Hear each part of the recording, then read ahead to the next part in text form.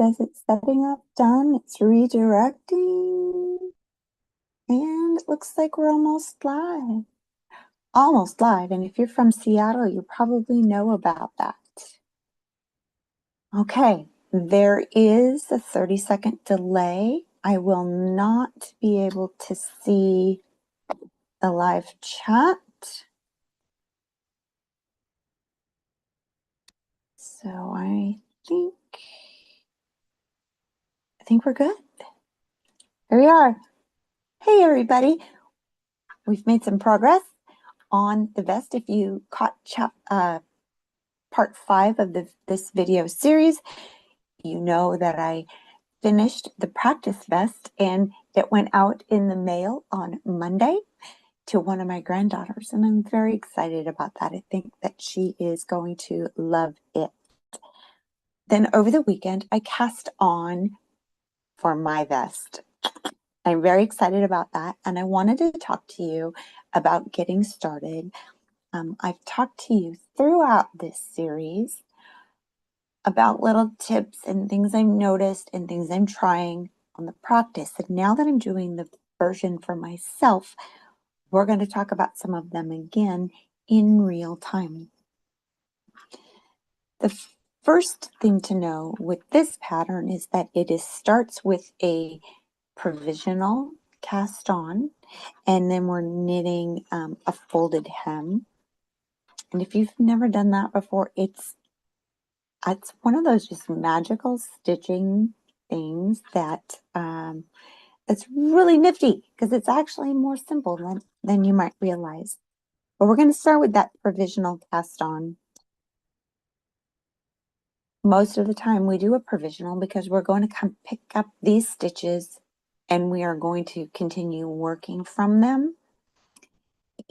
And I don't like having to go back and pick them up. So instead of using waste yarn, I use an extra cable from my my interchangeable needle set. And I just pop the little cap on the end. I put it on while I'm doing the cast on, then I take it off and I pop a cap on, and I have a cap at each end. If you're working in the round and you have those barrel clasps, that is pretty handy as well to do that. My name is Suzi Quillen. I'm the Empress of Yarn here at Perfectly Knotty. I am your stitching coach, and I am on a mission to helping you level up your stitching, even if it's just a little bit at a time. We all have room for improvement. And on that note, you'll notice I have yet another setup going on here. I have this around the neck holder. We're going to try that. This was something I was gifted last year. It's kind of snazzy, but it does mean that when I breathe, it moves. And if I turn to face the camera, everything over here shifts. Again, I'm just going to ask for your grace and remind you that I don't have a studio and I don't have a team. It's just me over here trying to make useful stitching content that will help you be a better stitcher. So, provisional cast on. Again, I use an extra cable from my cable set instead of waste yarn. Now these stitches are already on a cable, and then when it comes time to using them, I can just take my needles and I can put them on whichever end or both of the ends that I need to just start going. It saves me a step. It does, the first few rows, it does kind of feel a little bit awkward to have that there, but it doesn't take long. And after you've done it a couple of times, it becomes kind of your norm. So I do like interchangeables for that reason. I don't generally use interchangeables. Depends on how the join stays. So that's a personal preference. I love that. We have so many options these days. One of the other things that I did different this time is that I decided to slip the first stitch, and then the second stitch I am doing as a channel right here. So on the knit side, I'm purling right here, and you can see it better. If I turn it over, you can see it there as the knit. And once I get up into the body of the sweater where it is reverse stockinette, it will show the knit. The reason I did this is because when I went to pick up the stitches around the opening for the practice vest, I found in several places I was not staying lined up along the same line of stitching, and I had some stitches that were cocked in, and I want to make sure that this is straight, and it makes it easier to line that up. So I did that. You'll also notice that I haven't, before I start doing the short row pockets, I have inserted a lifeline in here. And that is so that way I can always come back to this point. And what I'm going to do is start the short row pocket. The first pocket is done short rowing on the knit side. The other pocket we short row on the purl side. One of the other adjustments that I made is that the pattern calls to knit in 36 and wrap and turn the 37th stitch. But what I found on the practice sweaters when I got up to the top, I ended up too close to the edge, and I think that was part of why I was struggling when I picked up the stitches to get things to line up correctly. So I shifted over 2 stitches. So I'm going to knit, oh, excuse me, I scooch over 3 stitches. So I'm going to knit over, and I already put my stitch marker here. I knit over to the 39th stitch, and I'm going to wrap and turn the 40th stitch. This is the same size. This will be the same size pocket, but it's just shifted over a couple of stitches, which leaves me this 3-stitch seam, what in sewing we would refer to as a seam allowance. And I think that's going to make picking up those stitches around the front a little bit straighter for me. And that's it. That's my notes for today, you guys. I don't really have any other words of wisdom on this other than that I'm, of course, loving this process and this experience. And so I slip a zip to purl. I put a stitch marker here, and I know I want to purl that one. Bring that around, make sure I'm not knitting into that stitch marker, and purl that one. Go back to knitting, slide my other stitch marker, and then I will knit over 39 stitches, and that allows for those 3 to be my seam allowance. And if you haven't done a wrap and turn before, if you have not done short rows, a project like this is it's really nice for doing short rows because it's not something that is like bust shaping or the heel of a sock that where the fit is super particular. This is a pocket, and so if I am not getting it exactly correct, it's not going to change the shape or the fit of the pocket in a way that makes it unusable. Where if you're using short row shaping for a sweater bust or a shoulder or a sock heel, that very much could be a detrimental thing to not get right. Just another note about lifelines, by the way. I do want to make sure that you know not to knit around your lifeline. Do make sure that when you insert your needle into your stitch, that you're not catching your lifeline in there. It will still pull out, but it does make it a little bit more sticky. And the whole reason to have a lifeline is to actually make your life easier, not more challenging.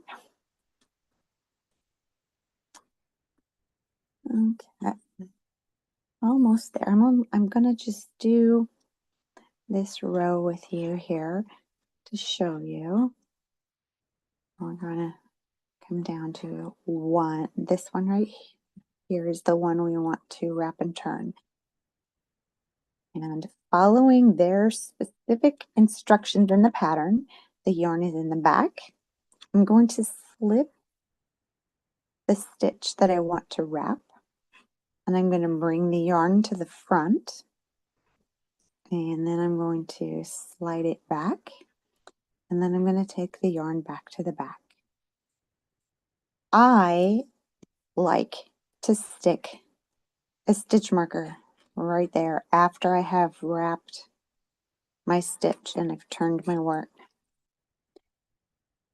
This is, uh-oh, look what I just did. There we go.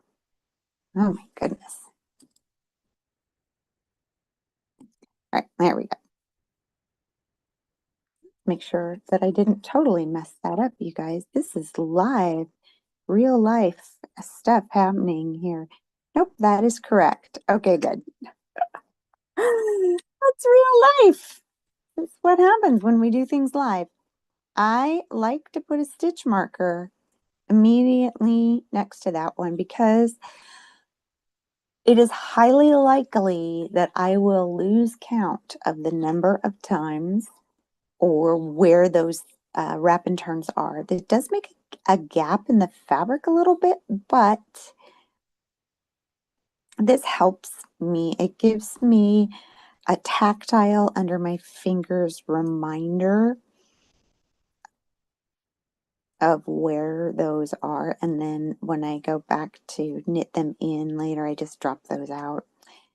But that is personal, absolutely not necessary, especially if you're doing a large number of short rows, because that can get really bulky and it ends up using a lot of markers. Of course, I could use some smaller ones. I could use these tiny little ring markers I have if I wanted to. I don't have very many of those, however. Or you could use those little metal pear-shaped ones because they're smaller and lighter. Whatever. Or use nothing.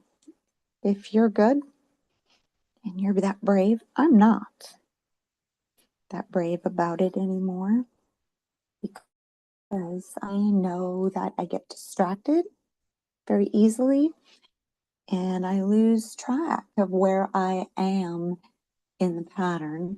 And then it's just more stressful for me to have to unstitch it and figure out what I did wrong. So I want to use the aids that we have as much as possible. I'm very excited though. I'm going to push. I want to get this vest done before the cool weather starts again. Believe it or not, I mean, here it is. It's July 23rd, but believe it or not, the cool weather will be coming again, and it's really not as far away as it might seem. We're only just getting to the hottest part of our summer here in the Pacific Northwest.